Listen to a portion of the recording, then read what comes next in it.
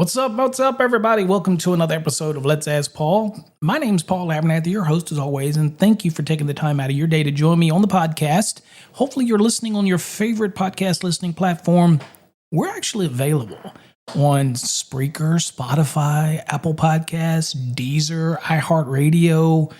God, I think any podcast listening platform we're available to listen, and it depends on what you're used to listening to. I personally listen on Spotify, and I stream it to my Bluetooth devices. Okay, I got one of those Alexa devices, and I stream it to it. But you can listen on just about anything, but also you can listen using our mobile app, which you can get on all of our websites, electricalcodeacademy.net or .com or .org, or you can go over to fasttracksystem.com. You'll see a link that says mobile. Download the app because you can listen to the podcast on the app, but you can also get so many other features on our app as well. In the field, we've got so many quick calculators from motors to branch circuit sizing. There's so many neat things on there for free. You don't have to buy anything. It's a free app that you can download, and it's a PWA app, so that's even cooler. And that means it's a progressive web app, means that we don't do anything on your phone. It's basically just a link. And when you download it, all you're downloading is the little button that goes on your home screen. So you accept it on your home screen. When you click it, it just opens up an adaptive browser that treats it like a mobile app. And that's a cool thing because it allows us to update the app and add new features constantly, and you don't have to do anything. You don't have to worry about updating it. You don't have to worry about going into the Google store or Apple store. None of that garbage. So that's the way we're doing our apps. So make sure you get our app. It's free, and there's so much neat content on there. All right. Again, also today's show is sponsored by Electrical Code Academy Incorporated. We are the founders and creators of the Fast Tracks system, and there is no better way to learn the NEC or pass an electrical exam than with our Fast Tracks program. If you want more information on getting in our program, even joining us on Wednesday nights for our live sessions, these are amazing live sessions, by the way, then all you got to do is there will be a link down in the description. Click on it, and you can look at the courses button and see whatever floats your boat. But the Fast Tracks Black and the Fast Tracks Plus are our premier exam prep programs. Now, the Plus just gives you 1 year access to Fast Tracks Tube, which is exclusive videos and other videos from other educators that can help you learn. We're going to weed out the bad crap and only give you the good stuff. So if you're interested in that, then you get the Plus program and you get that little extra access. Okay. All right. So we got a couple questions today. First question says, Paul, in an older home, would it work to use 2-pole GFCI breakers on an existing multi-wire branch circuit, or would you be able to protect each receptacle with a GFCI outlet if they were only being terminated on the line side? Okay, now, first things first, you can put GFCI receptacles at the first outlet location. And as long as you don't have any shared neutral on the load side for any of your receptacles downstream or anything downstream, then you're going to be okay. You don't want any shared neutrals because that would create a problem. So yes, you could put it at every outlet location on the multi-wire, and it would protect everything, not just at the receptacle, but on the load side, again, if you're not sharing a neutral. Okay. Now, as far as breakers for multi-wire branch circuit protection and getting GFCI, many manufacturers do make what's called a multipole GFCI device that's designed to work with a multi-wire branch circuit. Now, they're not cheap, but you need to check specific with each manufacturer to see if they have that. And just remember that older homes can have some funky wiring schemes where they have just one big shared neutral. This could cause problems with a GFCI device. So while it is possible to do multi-wire branch circuits, and it's common today to do a multi-wire branch circuit for, say, doing a kitchen, whereas you wire it and you know you have a shared neutral and you know where the ungrounded conductors are going, then a multi-wire branch circuit that's GFCI protected will probably work. But in some of these older homes where the wiring can be really funky, there's a problem. It might not work. So check with the manufacturer and give them your scenario. That's what they get paid for. They have people that work in the company that's designed to help you with these issues. So, make sure you throw it back on them. But if you're doing a new installation and you're doing a multi-wire branch circuit, they do make multi-pole GFCI devices, breakers that will handle that. And basically, all of the ungrounded conductors in the neutral goes through the same toroidal coil, and it actually works very similar to the GFCI receptacle, but it's done on a multi-wire brand circuit level. They are available. But in an old home, my advice, if you don't want to have a bunch of problems, is find the first receptacle in the circuit, replace that with the GFCI, and as long as you're not sharing a neutral downstream from that receptacle, then you should be okay. Okay? And you can also do that with a faceless GFCI if you have lighting or receptacles on the load side. Again, as long as you're not sharing a neutral on the load side, you should be okay. All right, good question. Hopefully that helped you out. The next question that was submitted says, I have a question about sizing wire for a dedicated 60 amp electric vehicle charge circuit. What size NM cable should I use for this install? I asked my boss and he told me 6 AWG is fine. But when I look at table 31016 in the National Electrical Code, it shows 6 being limited to 55 amperes. I know that the actual load is really just 48 amperes, but since the breaker is sized at 125% of the continuous load and the breaker is sized to protect the wire, shouldn't the wire I select be rated at least 60 amperes? This would mean using 4 gauge NM cable, and we're always assuming copper unless stated otherwise. I'm puzzled by this because I've never seen 4 used. It's always 6. Is there something else I am missing? Thank you. Okay, great question. I will try to tackle each little piece of this and be able to kind of give you as much insight as I can. The first one I'll talk about is your boss. He is the boss. Just understand if they're telling you to do something that may or may not be wrong, and we haven't looked at it yet, they are the boss. Ultimately, they're the ones that are responsible, but you do have to understand that you should not be forced to do something that is a violation of code. At least document that you're doing what they tell you to do, and this is your job. And you could be very resistant to something, and it might be the last time you do it because you get fired, but at least you'll have some recourse. If they tell you to do something and you pointed out there's a problem, at least casually get it in an email or casually get it in something that protects you in case somebody gets hurt or something happens. Because again, the way litigation is today, every freaking body gets sued, right? Not just the owner, but everybody. And if you're the installer, they might say that you should have known better. So, but you're not paying the bill. The owner's paying the bill. And there's a difference in cost between 6 and 4, obviously. So again, just protect yourself. But I'm just saying that because we haven't really analyzed it yet. But just protect yourself either way. And that's for advice for anybody out there. If somebody is, trying to force you to do something that you know is wrong, but you work for them, you have to have a moral decision. Are you going to leave? Or are you going to do what they say, even though you know it's wrong? Make sure that you're able to pass the buck. Okay. Now, some people say, well, I just leave. Well, in this world, it's hard enough to get a job and much less keep it. And maybe the owner just doesn't know. And maybe he or she is too stubborn to hear your reasoning behind it. Well, just document what you do and just do what you do. Okay. All right. So let's kind of look at, we covered that. That addresses the boss. Let's see. So now he says 6 gauge is fine. And you looked at table 31016 and you see that it is for NM cable that is 55 amps. Okay. That is 100% true. So if you go look at 31016 in your code book, and this would be in the 2020 edition of the NEC, but it's also going to hold true for the 2023 edition of the NEC because you didn't give any code reference to what year. So again, remember what I said, folks. If you submit a question, let me know which code cycle you're working out of. All right, so either way, 2020, 2023, doesn't matter. Same principles, same code. So yes, under the 60-degree column, it would be 55 amps for a 6 gauge. Absolutely 100% correct. Okay, so now let's reback this thing up for you. So non-metallic sheath cable. What are the rules for non-metallic sheath cable? What do we have to follow? So if we go in the National Electrical Code, and we're going to go to 334, and then the code section that we're going to go to is 334.80, and that says ampacity.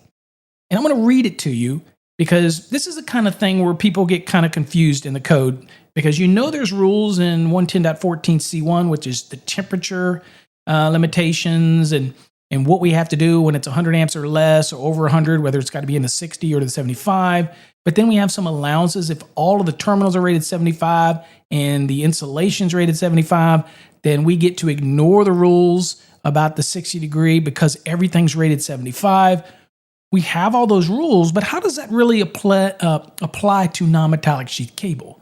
Well, it really doesn't. If you look at 334.80, here's what it says. It says the ampacity of type NM, which is just non-metallic sheath cable. Here's a little hint for you. You know what the dash B means in a non-metallic sheath cable? All the dash B means, and this was done all the way back in 1984, all this means is that the insulation that's actually on the conductor in the cable assembly happens to have a temperature rating of 90 degrees C. Now, it's not marked anywhere, but that dash B tells you that it's rated 90 degree. Now, that doesn't mean that you can use the 90 degree ampacity in 31016 just openly. No, 334.80 is going to give you some direction on how you can use that 90 degree. But at the end of the day, this is the way I like to explain it. At the end of the day, you still can't exceed the value under the 60 degree column because it's going to be limited for non-metallic sheath cable. So always go to the column, the 60 degree column, and pick your conductor based on the ampacity you need first. You only use the ampacity for the 90 when you need to make an adjustment or correction, and you just need to make sure the conductor still has equal to or greater ampacity than what's in the 60 degree column. Okay, that's kind of only thing you're really doing, because if it was less than the 60, then you need to jump up in a bigger conductor because you got a problem. Okay, so let's finish reading here. It says the ampacity of type NM and NMC cable, and by the way, NMC is corrosion, non-metallic corrosive, and nobody really makes that. Usually we use UF-B in replace of that, because you can install UF indoors in buildings and walls, no different than you do non-metallic. So why even make NMC? And most of the manufacturers don't make it. They just tell you to go use UFB. Okay. But anyway, it says NM cable and NMC cable shall be determined in accordance with 310.14. The ampacity, okay, here you go, folks. The ampacity shall not exceed that of the 60 degree rated conductor, period. You get me? It is going to be the 60 degree whether you like it or not. It's not to exceed that. And in your case, 55 amps is what it was for a 6 gauge under the 60 degree column in table 31016. Right? Makes sense? It's 55. Now, it goes on to say, look, the 90 degrees C rating shall be permitted. Okay, permissive rule here, shall be permitted to be used for ampacity adjustments and correction calculations, provided the final calculated ampacity does not exceed that of the 60 degree rated conductor. And what that really means is, just because I might use the 90, which is a higher ampacity, and do an adjustment or correction to it, doesn't mean I get to take advantage of it. In other words, let me give you an example. If a 6 gauge is good for 55 amps, and I use the 90 degree value and I adjust it and correct it, and now my conductor comes back as good for 62 amps. All it's telling me is that the conductor still potentially could handle 62 amps, but I can't use that 62 amps because I am limited not to exceed the value of the 60 degree column. That's what the code just told us. So even though the conductor, after adjustment and correction, says it would be okay for 62, all you're doing is going, great, it's still good for the value in the 60 degree column. Even after the adjustment and correction, I'm still good, but I still can't put more on it than what's rated under the 60 degree column. In this case, for a 6 gauge, it's 55 amps. That's it. Okay? All right. Just kind of, we're building onto the pieces here for you. Now, in your question, there was no ambient, there was no correction, there was no adjustment, nothing was presented. So, if that's the case, then it's a little different, because you're just going to remember that you're simply going to go to the 60 degree column and pick the conductor you need to handle with your calculation. Okay? All right, so we're going to dig deeper into this, but let's go a little further. It says the ampacity of type NM and NMC cable installed in cable trays shall be determined in accordance with 392.80A. So if you happen to have non-metallic that actually has stamped on the side of the cable sheathing that it is for use in cable trays, not all of it is, by the way. But if you do have that, then again, you have an ampacity that's going to be under 392.80a that you would follow, right? So you have all these rules, but at the end of the day, you learn that if it's NM cable, you still can't exceed the value under the 6-degree column, okay? Straightforward, right? Now, let's go back at this point and look at, since it is a branch circuit, let's go on and go back now, which many people forget about, is let's go back into 210.19 and look at that. So that is your conductor minimum sizing for a branch circuit. And in our case, we're looking at A1A, 210.19, A1, just A1. So I'm sorry. I'm looking at the 2023 edition of the NEC. So it's just A1. And here's what it says. You ready? It says, A says the branch circuit conductor shall have an ampacity not less than the larger of the following and comply with 110.14c for equipment terminations. Okay. All right. So number one says where the branch circuit supplies continuous loads or any combination of continuous and non-continuous loads, it says the minimum branch circuit conductor size shall have an ampacity not less than the non-continuous load, and we don't have any in this case because we said this was a continuous load, not less than the non-continuous load plus 125% of the continuous load. Okay, so we know that we're supposed to take this as a continuous load. And you're saying, okay, Paul, it's an EV charger. Where does it say that? Let's kind of establish that. All right, if you've got your code book, then a couple of things you want to go look at is part 3 of the installation requirements of Article 625. And they're going to start at Section 40. Now, Section 40 is what's requiring us to do the individual branch circuit. Obviously, if it's greater than 16 amps, and the way this sounds, since you're talking 6 gauge and whatnot, obviously it is. So it's an individual branch circuit that you're running. Here's your overcurrent protection is 625.41, and that's telling you it's, again, not less than 125%. Okay? And then, of course, your rating. And the rating is 625.42, and that tells us that the EVSE shall be sufficient rating to supply the load served. Electric vehicle charging loads shall be considered to be continuous loads for the purpose of this article. Okay, so you're taking it as a continuous load, and that means you're going to be sizing it at 125%. Got to also remember that we just did the overcurrent protection had to be at 125% as well. That was in 625.41. So we're at that 125%. So I think in your question, you said it was 48 amperes. So 48 times 1.25 is 60 amperes. So I need to have an overcurrent device at 60 amperes. That was rules in 625.41. And then branch circuit-wise, it's a continuous load, and my conductors have to have at least an ampacity of 60 amps. So the 6 gauge at 55 is not going to work.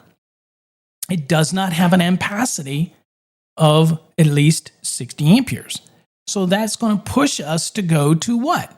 We're going to have to jump from a 6 to a 4. And that's how it would work. Okay. So hopefully that answers your question. Your boss, if you're getting away with 6 gauge, it's probably, to be honest with you, it probably will work. Conductors are very forgiving, believe it or not. Insulation is very forgiving. Even though you're stuck at the 60, because it's NM cable, it is 90-degree rated insulation, so it's going to be very forgiving. Doesn't mean it's code compliant, but it is very forgiving, so that's probably why you're not having an issue. Now, the moment you run that NM cable in thermal insulation and the heat can't dissipate, then that's when you could have your potential problems, right, that you could run into, right? But if we follow the rules in 625 for this branch circuit, and remember, chapters 1, 2, 3, and 4 are required in all are general throughout the code, and then of course 5, 6, and 7 can modify and supplement. Well, we're in chapter 6, 625. EV charging. Right now, we're supplementing, we're modifying, okay? And that's the rules. And then to reiterate that, we just happen to look at the rules in 210.19a, And we also saw that it says the conductor sizing can't be less than the larger of A1 versus A2. And we didn't even look at the second one because there was no adjustment and corrections involved. All right. But at the end of the day, we have specific rules for chargers that are in 625 that we have to follow. And that's what we followed. Okay. So it sounds like you're right. Your boss is wrong. But you tell him. I won't tell him, but he's always free to go to paulabernathy.com and do it otherwise. Okay. Now, with that said, what are your alternatives? What is his alternative if he doesn't want to use non-metallic sheath cable? Okay. Well, use MC cable. Run PVC. Don't run EMT if you want. I wouldn't, but you could. But there's other options, and if you use that, then you freely can use the 75-degree column as long as your conductor's insulation is rated 75 and all your terminals are rated 75. Then that would be different. And you're not under the same restriction, because in that scenario, if you go to 310/16 and you look at ampacities, then you're in the 75-degree column, and a 6 gauge is good for 65 amps in the 75-degree column. Okay. So if that's the case, then you're more than adequate to be able to handle it. And there's not a problem. You with me? So again, it's a selection of product.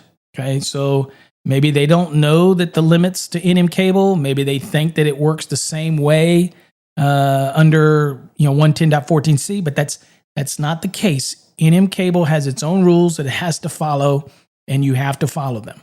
And again, 60 degree is going to be the threshold for non-metallic sheath cable, whether we like it or not. That's the table. Okay. All right. That's it, folks. That's the 2 questions I wanted to catch up today. I have a bunch more I have to catch up to. I've been a little bit lax lately, but we're back in the saddle. If you've got any question that you want submitted to Let's Ask Paul, just do me a favor. Go on over to paulabernathy.com. It's a friendly environment. Put in your name, info. I'll try to answer your question the best I can. And give you some extra insight.